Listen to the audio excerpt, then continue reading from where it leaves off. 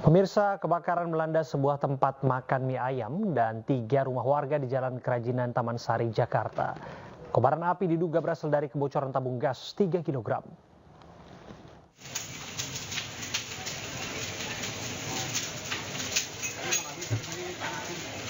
Musibah kebakaran meludeskan sebuah warung makan mie ayam di Jalan Kerajinan Taman Sari, Jakarta Barat.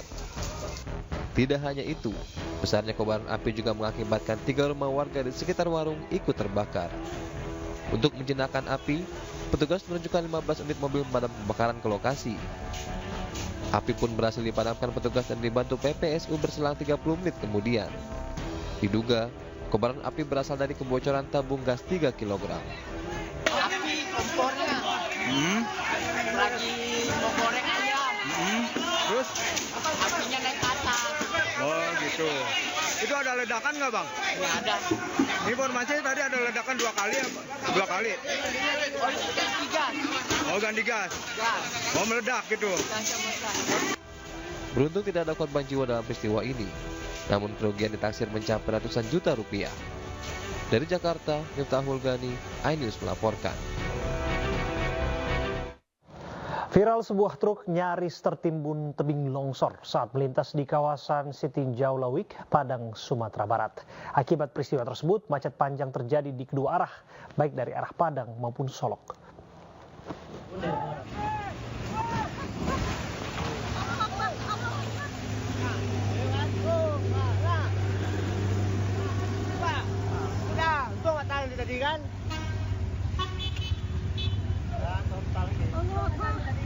Sebuah video merekam detik-detik tebing longsor yang hampir menimpa sebuah truk yang melintas di Sitinjau Lawik, Padang, Sumatera Barat.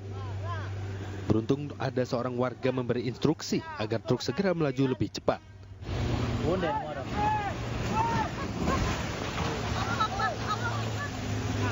Video ini pun viral di media sosial. Peristiwa ini lalu dibenarkan oleh Dirlantas Polda Sumatera Barat, Kombes Pol Dwi Nur Setiawan. Sementara itu, longsor mengakibatkan kemacetan panjang. Pengendara diimbau untuk berhati-hati dan mengedepankan keselamatan. Tim Liputan iNews melaporkan. Pasca banjir bandang melanda Kabupaten Tanah Datar, Sumatera Barat, sepasang lansia akhirnya bisa dievakuasi setelah terisolir selama 5 hari. Proses evakuasi berjalan dramatis.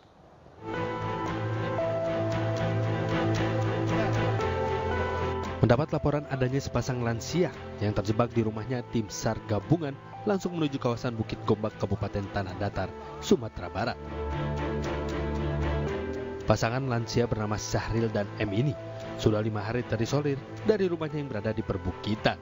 Lansia ini tidak bisa menyeberangi sungai karena jembatan penghubung hancur diterjang banjir bandang Sabtu lalu. Untuk bisa mengevakuasi lansia ini, tim SAR harus menyeberangi sungai berarus deras untuk bisa memasangkan tali agar bisa mengevakuasi ke seberang sungai. Dengan bentangan tali sepanjang lebih kurang 20 meter, akhirnya kedua lansia ini berhasil dievakuasi dan langsung dibawa ke rumah sakit untuk menjalani pemeriksaan. Alhamdulillah korban berhasil kita evakuasi kedua-duanya dalam keadaan selamat dengan menggunakan teknik evakuasi highland. Alhamdulillah berhasil dibawa ke rumah sakit. Proses evakuasi berjalan lebih kurang 2 jam yang melibatkan unsur Basarnas, TNI Polri, PMI, dan relawan. Dari Kabupaten Tanah Datar, Sumatera Barat, Agung Sulistyo, iNews melaporkan. Pemirsa, polisi telah menangkap 8 pelaku kasus pembunuhan Vina dan Eki di Cirebon yang terjadi 2016 lalu. Sementara 3 orang masih buron dan telah masuk dalam daftar pencarian orang. Polda Jawa Barat telah merilis daftar pencarian orang melalui media sosial. Dalam rilisnya, polisi mencari 3 orang pelaku yang masih buron terkait pembunuhan Vina dan Eki di Cirebon 2016 lalu. Yang pertama bernama Peggy alias Perong. Saat ini pelaku berusia 30 tahun. Terakhir ia tinggal di Desa Banjarwangun, Kecamatan Mundu, Kabupaten Cirebon. Ia memiliki ciri-ciri khusus, tinggi 160 cm, badan kecil, rambut keriting, dan kulit hitam. Yang kedua bernama Andi, usianya saat ini 31 tahun, ia terakhir tinggal di Desa Banjarwangun, Kecamatan Mundu, Kabupaten Cirebon. Ia memiliki ciri-ciri khusus, tinggi 165 cm, badan kecil, rambut lurus, dan kulit hitam. Kemudian yang ketiga bernama Dani. Ia berusia 28 tahun saat ini. Terakhir, ia juga tinggal di desa Banjarwangun, Kecamatan Mundu, Kabupaten Cirebon. Ia memiliki ciri-ciri khusus, tinggi 170 cm, badan sedang, rambut keriting, dan kulit sawo matang.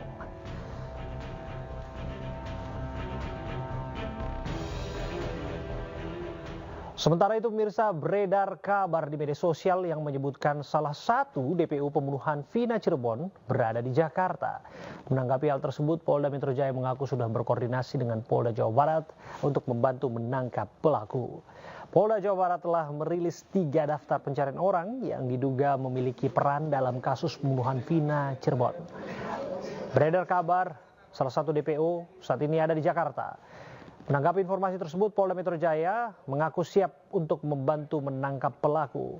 Polda Metro Jaya juga berkoordinasi dengan Polda Jawa Barat untuk menelusuri informasi tersebut. Kami sudah baru saja tadi komunikasi dengan Kabid Humas Polda Jawa Barat tentang informasi dari teman-teman media ini. Jadi pada prinsipnya Polda Metro Jaya siap membantu mencari apabila mencari tersangka berdasarkan DPO yang diterima oleh Polda Metro Jaya. Ya, jadi ketika Polda Metro Jaya, Polres Jajaran menerima surat permohonan bantuan pencarian tersangka dengan dasar DPO dari Polda lain, dari Polres lain di luar wilayah hukum Polres, di luar wilayah hukum Polda Metro Jaya siap membantu, ya, siap membantu mencari ataupun menangkap tersangka sesuai yang disampaikan di. Sementara itu, kuasa hukum keluarga Vina, Hotman Paris, mengatakan ada indikasi perubahan BAP saat dilimpahkan ke kejaksaan. Hotman menduga ada pengaruh pihak lain yang sengaja menghilangkan identitas dan alamat 3 orang tersangka lain. Dia bilang kasus ini rupanya sudah dilimpahkan dari 2016 ke Polda, dari Polres Cirebon. Nah, yang menarik adalah hampir semua 8 orang yang ketangkap ini pada saat di BAP pertama menyatakan ada 3 orang lagi pelaku. Oke, semua ada di BAP, ya. Nah, tapi kemudian berubah, ya. Kemudian berubah sesudah mau limpah ke kejaksaan, mereka merubah BAP-nya. Nah, itu satu. Dari segi logika manusia normal pun nggak mungkin 8 orang itu ngarang cerita bersamaan di awal-awal pada saat ditangkap, ya kan? Berarti benar itu ada 3 orang, ya, dari penafsiran kita sebagai ahli hukum. Karena pada saat di BAP kan terpisah, hampir semuanya mengatakan ada 3 orang lagi. Tapi pada saat dilimpahkan ke kejaksaan, mereka merubah BAP sehingga diduga ada pengaruh di sini. Ada pengaruh di sini sehingga 3 orang ini bahkan sampai sekarang seolah-olah alamatnya tidak jelas, padahal itu harusnya. Muhammad Rizky Rudiana atau Eki yang merupakan korban pembunuhan saat bersama Vina di Cirebon, Jawa Barat pada 2016 silam. Ayah dari Muhammad Rizky Rudiana akhirnya angkat bicara terkait viralnya film tentang anaknya. Pada kesempatan ini saya mengharapkan kepada seluruh warga negara Indonesia, saya adalah orang tua kandung dari almarhum Muhammad Rizky Rudiana atau Eki. Saya mohon kepada seluruh warga negara Indonesia agar jangan membuat kami lebih sakit. Eki adalah anak kandung kami yang mana menjadi korban daripada kelompok-kelompok yang kejam. Saya tidak diam, saya terus berupaya dan bekerja sama dengan reskrim. Terbukti beberapa kami amankan dan sisanya sedang kami perjuangkan untuk dilakukan pengungkapan. Sekali lagi saya mohon doa, mudah-mudahan orang-orang yang telah mengambil nyawa anak saya bisa segera terungkap. Petugas gabungan dari Dinas Perhubungan, Satpol PP, dan TNI Polri kembali menggelar razia juru parkir liar di kawasan Kapuk, Cengkareng, dan Pesanggerahan Kembangan, Jakarta Barat. Sedikitnya, 15 jukir liar yang berada di kawasan tempat parkir minimarket terjaring razia petugas. Mereka kemudian digelandang ke kantor suku Dinas Perhubungan Jakarta Barat untuk didata oleh petugas Satpol PP. Selain itu, jukir liar juga diminta untuk menandatangani surat pernyataan untuk tidak lagi menjadi juru parkir liar di minimarket. Ini kita menyusuri gerai-gerai seperti Indomaret, Alfamart, Alfamidi, dan yang lain-lain yang ada di wilayah Jakarta Barat. Hari ini kita lokasinya di Jalan Utama, Kapuk, lanjut ke Kembangan, serta ke Pesanggerahan. Juru parkir yang sudah kita amankan dari lokasi-lokasi tersebut itu kurang lebih ada 15. Belasan jukir liar ini melanggar Perda Nomor 5 Tahun 2012 tentang perparkiran serta Perda Nomor 8 Tahun 2007 tentang ketertiban umum. Dari Jakarta, Miftahul Gani, iNews melaporkan.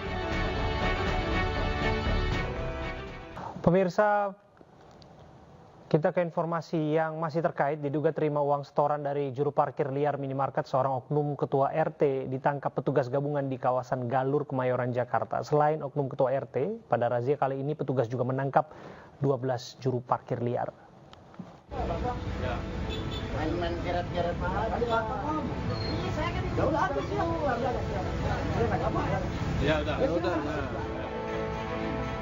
Petugas menjemput seorang oknum ketua RT setempat di rumahnya.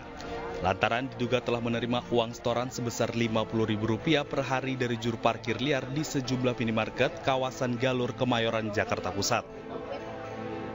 Tak hanya itu, para juru parkir liar di sejumlah minimarket dan satpam yang melakukan pemerasan dengan mematok tarif parkir tinggi di kawasan Senen juga dirazia oleh petugas. Tak sedikit dari mereka yang meresahkan warga dengan memaksa pengendara membayar tarif parkir. Dari razia, petugas mengamankan 12 juru parkir liar di sejumlah minimarket dan trotoar jalan. Untuk saat ini kita data dulu, jadi buat surat pernyataan bahwa mereka tidak melakukan itu lagi, tapi tetap barang bukti akan kita simpan karena nanti akan ditindaklanjuti di Satpol PP. Kalau ada itu dilaporkan ke kita namanya, lokasinya di mana, jamnya, itu akan kita tindak, anggota kita akan kita BAP.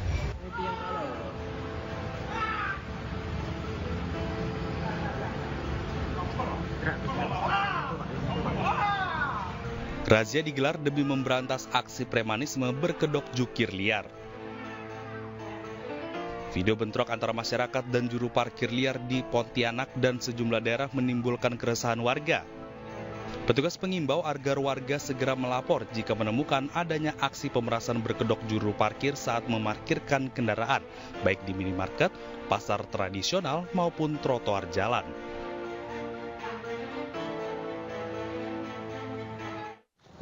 Dan untuk membahasnya lebih dalam kita akan bergabung bersama sejumlah narasumber.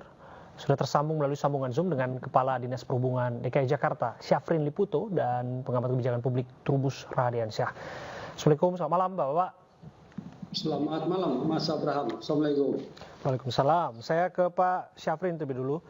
Pak, kami dengar sudah ada ratusan juru parkir liar yang ditertibkan ya.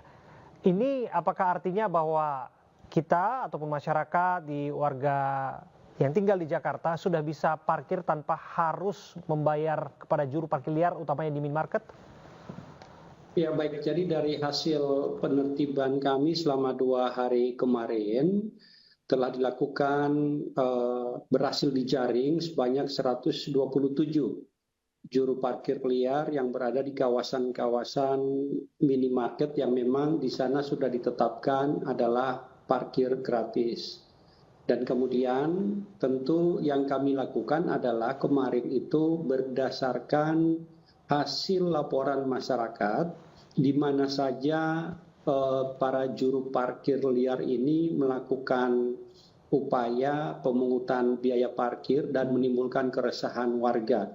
Jadi dari laporan masyarakat, kemudian diidentifikasi lokasinya di mana, ini yang kemudian tim gabungan turun ke sana. Sekaligus juga kita mengidentifikasi terkait dengan jaringan mereka ini kemana saja. Tadi juga sudah kita lihat ada yang laporannya kemudian ke RT, ini terus dilakukan pendalaman oleh anggota di lapangan, karena Pak Gubernur berharap bahwa upaya penyelesaian kita terkait dengan keluhan warga ini diselesaikan secara holistik, tidak hanya di hilir saja, tetapi dari hulu sampai dengan ke hilirnya. Nah, kalau disebutkan tadi ini kan informasinya berdasarkan laporan masyarakat. Nampaknya sudah menjadi rahasia umum. Mendeteksinya tinggal dicari saja di minimarket. Di sana adalah tempat yang paling rentan adanya juru parkir liar. Apakah ada pengawasan khusus daerah tersebut?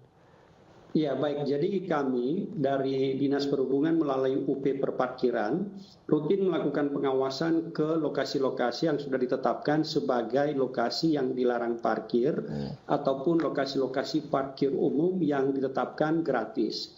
Tetapi sebagaimana diketahui, begitu ada petugas datang, itu biasanya mereka menghilang, tidak berada di tempat. Oleh sebab itu, kesulitan kami adalah apabila kami melakukan sidak langsung di lokasi, itu biasanya agak sulit kita mendapatkan mana juru parkir. Nggak ada indikasi bocor, Pak, rencana sidaknya?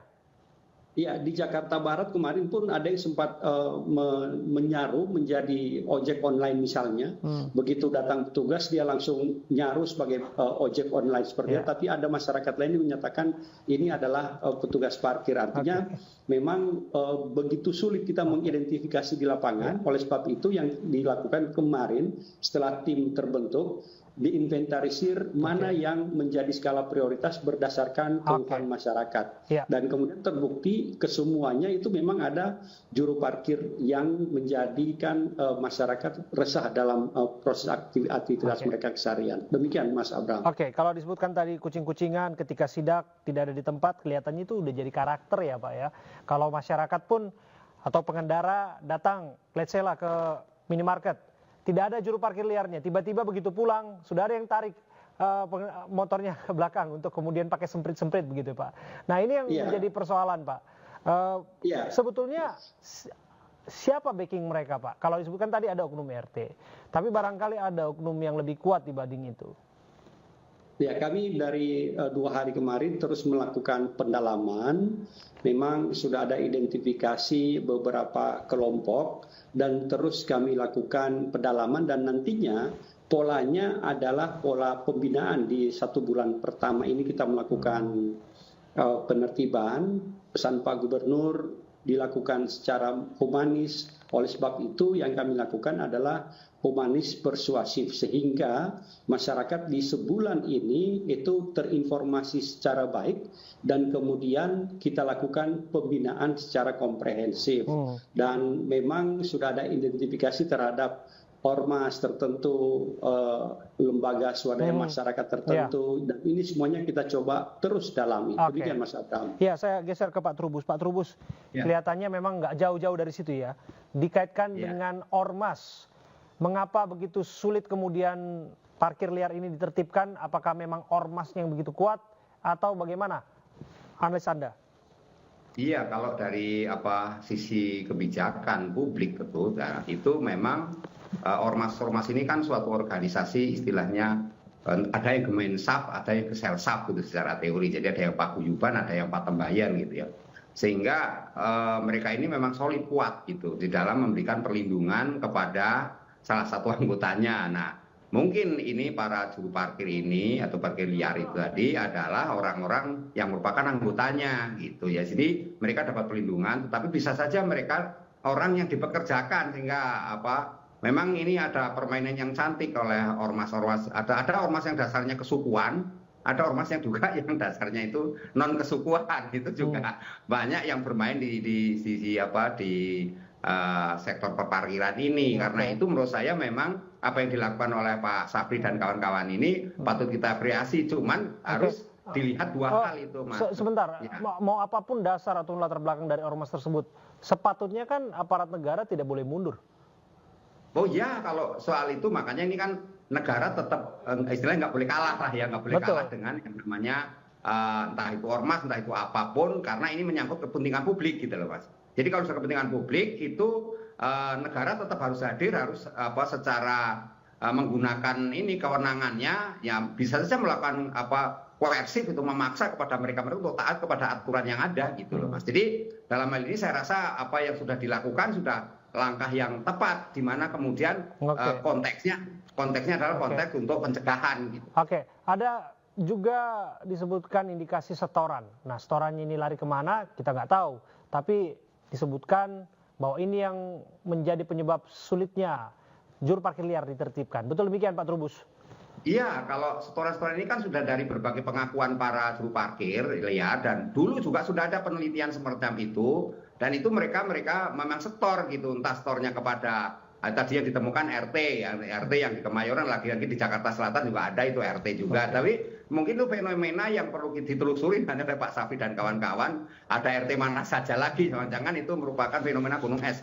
Yang jelas memang penelitian beberapa yang tahun yang lalu itu ada perlindungan dari RT RW yang terlibat di dalamnya gitu. Cuman kan konteksnya lebih kepada ini ya, TST tahu sama tahu, sehingga agak sulit memang itu apa yang disampaikan oleh Pak Safi, benar itu mereka main kucing-kucing, lihat juga mereka dalam hal menghindari sergapan para petugas gabungan yang terjun gitu. Oke, saya geser ke Pak Syafrin ya. Pak Syafrin, ini bukan urusan 2.000, 3.000, 4.000 atau 5.000 uang kecil, recehan dan lain sebagainya yang disebutkan kadangkala orang dinilai pelit untuk tidak membayarkannya kepada juru parkir. Tapi ini bicara soal penegakan hukum, ini bicara soal kepastian. Mereka ini siapa kita tidak tahu, siapa yang menugaskan mereka kita juga tidak tahu. Bagaimana pemerintah Provinsi DKI Jakarta dalam hal ini Dishub menanggapi dan memastikan bahwa masyarakatnya bisa dengan nyaman bepergian ke suatu tempat tanpa harus terintimidasi membayar parkir liar? Ya baik, jadi langkah yang kami lakukan adalah tentu penyelesaiannya harus komprehensif atau harus holistik, di mana kita tidak hanya sekedar menertibkan para juru parkir liar kemudian setelah itu selesai, tapi kami melakukannya secara dari hulu ke hilir. Jadi di 1 bulan pertama ini yang kami lakukan adalah pembinaan, kemudian memberikan edukasi kepada mereka agar tidak lagi menjadi juru parkir liar sambil dilakukan pendataan. Dari pendataan ini kemudian kami koordinasikan dengan Dinas Tenaga Kerja, ini khusus juru parkirnya, Dinas Tenaga Kerja, kemudian Dinas Tenaga Kerja akan memprofiling mereka, kira-kira mereka passionnya kemana. Dan kemudian diarahkan untuk diberikan pendidikan dan pelatihan ketenaga kerjaan, sehingga mereka setelah selesai mengikuti pendidikan dan pelatihan ketenaga kerjaan, mereka menjadi tenaga terampil yang siap disalurkan ke badan-badan usaha atau private sector yang membutuhkan tenaga kerja. Karena sekarang Dinas Tenaga Kerja DKI sudah melakukan perubahan pola pendidikan pelatihannya. Jadi sekarang adalah dicoba diinventarisir kebutuhan private sector, tenaga kerja apa saja yang dibutuhkan, kemudian ini mereka didiklatkan. Setelah itu tenaga kerja yang ini disalurkan ke private sector yang membutuhkan. Itu yang pertama. Yang kedua tadi terkait dengan bagaimana dengan akar permasalahannya, terkait dengan siapa yang menjadi backing. Karena jika dilakukan penertiban kepada satu juru parkir, selesai itu pasti akan datang juru parkir yang lainnya menggantikan. Betul. Nah, oleh sebab itu kita juga mendalami siapa yang di belakangnya mereka. Kemudian dilakukan pembinaan. Contohnya jika ada RT RW yang di belakangnya, RT RW ini secara kewilayahan itu kita serahkan ke wali kota untuk dilakukan pembinaan. Kemudian ke Ormas kami juga berikan kepada rekan-rekan dari Badan Kesatuan Bangsa dan Politik untuk melakukan pembinaan sehingga keseluruhannya bisa tercakup dalam satu kegiatan ini. Jadi upaya komprehensif ya. Terima kasih atas waktu Anda Pak Syafrin Liputo, Kepala Dinas Perhubungan DKI Jakarta, dan juga Pak Trubus Radiansyah, pengamat kebijakan publik, sudah hadir melalui sambungan Zoom. Sepasang suami istri di Grobogan, Jawa Tengah yang berprofesi sebagai tukang pentol tahun ini bisa berangkat menunaikan ibadah haji. Berpenghasilan antara Rp75.000 hingga Rp100.000, tukang pentol tersebut menyisihkan sebagian pendapatannya untuk ditabung selama 14 tahun.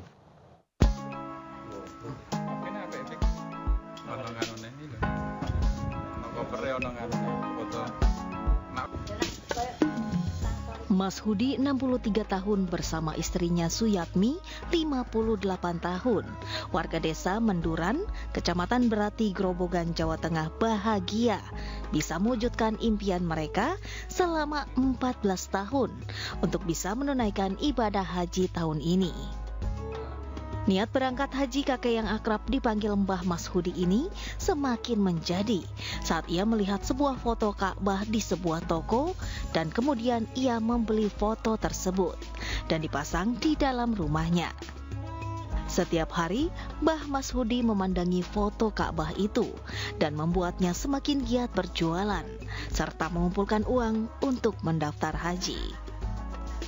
Dalam sehari Mbah Mas Hudi berhasil mendapatkan keuntungan 75 hingga 100 ribu rupiah dari perjualan pentol dan menyisihkan setengahnya untuk ditabung. Hingga tahun 2012 silam, Mbah Mas Hudi berhasil mendaftarkan haji dirinya bersama istri. Mulai nabung Mbah tahun itu kan? Ya, nabung dikit-dikit. Nah, saya tani saya itu tenanan pokoknya. Sawah saya rodok luas itu dapat menabung itu dari sawah, dari pentol, semua itu berkumpul jadi satu. Alhamdulillah bisa daftar tahun 12 itu. Nah, tahun 12 itu dulu kan 10 tahun Mbak. Nah, kan 22 lah. Ini ada corona, dan itu mundur. Nah, alhamdulillah ini dipanggil Allah Ta'ala tahun 2024, alhamdulillah. Kini mendekati persiapan keberangkatan ibadah haji, Mbah Mas Hudi mengurangi aktivitasnya berjualan pentol dan fokus pada bimbingan haji serta mengurus kelengkapan administrasi. Dari Grobogan, Jawa Tengah, Rustaman Nusantara, iNews melaporkan. Lebih dari 30 tahun menjadi tukang sayur, pasangan suami istri di Provinsi Kepulauan Bangka Belitung akhirnya berangkat haji tahun ini. Berkat kegigihan serta doa, keduanya bisa menaikkan rukun Islam kelima.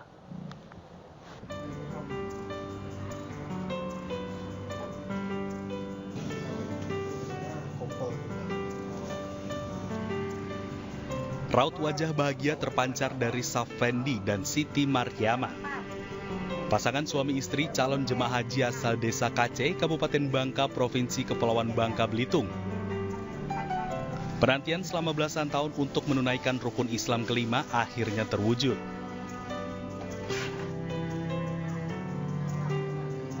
Untuk bisa berangkat haji, perjuangan Sarfendi dan istri tak mudah. Mereka harus berusaha keras menyisihkan sedikit demi sedikit penghasilan dari jualan sayur.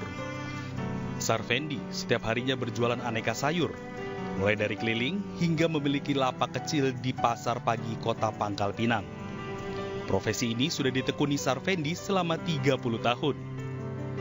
Nah, alhamdulillah sangat syukur sekali lah rezeki yang diberi Tuhan ya.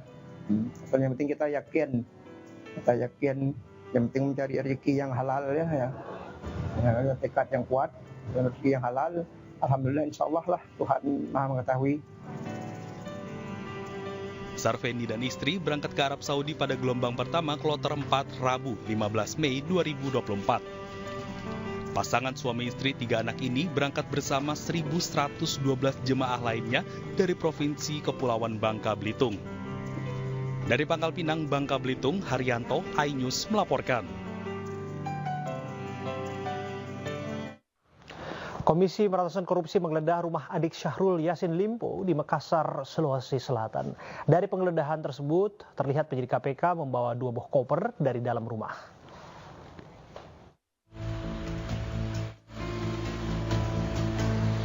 Tim penyidik Komisi Pemberantasan Korupsi KPK menggeledah rumah adik Syahrul Yassin Limpo di Jalan Letjen Hertasning, Kota Makassar, Sulawesi Selatan. Rumah mewah berlantai 2 milik Tenri Angka Yassin Limpo digeledah pada hari Kamis pukul 13.30 waktu Indonesia Tengah hingga malam hari sekitar pukul 20 waktu Indonesia Tengah. 6 jam lebih penyelidik menggeledah rumah yang diduga terdapat barang bukti baru atas kasus yang menimpa mantan Menteri Pertanian ini. Cuma diminta menyaksikan menyaksikan apa itu Pak? Penggeledahan. Penggeledahan dia. Apa yang digeledah Pak di dalam? 2 kamar. 2 kamar. Ya. Kamarnya siapa itu? Di mana? Di lantai 2? Saya tidak tahu persis kamarnya siapa, tapi yang pasti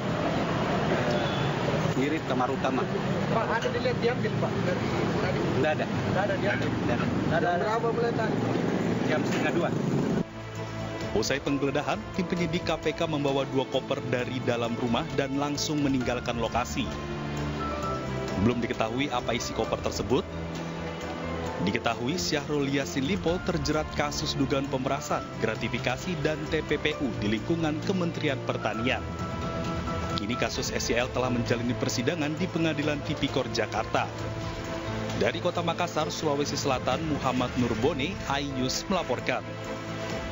Kejaksaan Agung kembali memeriksa artis Sandra Dewi, istri dari Harvey Muiz, tersangka kasus dugaan korupsi dalam tata niaga komoditas timah di wilayah izin usaha pertambangan.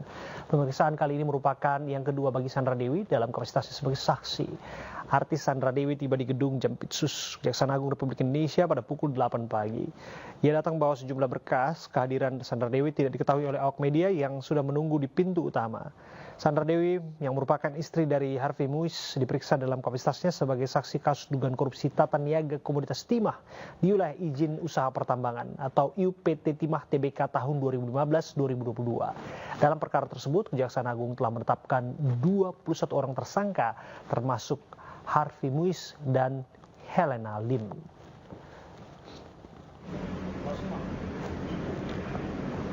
Direktur Penyidikan Jaksa Agung Muda Tindak Pidana Khusus Kejaksaan Agung Kuntadi menjelaskan belum bisa dipastikan apakah status Sandra Dewi akan ditingkatkan menjadi dari saksi menjadi tersangka.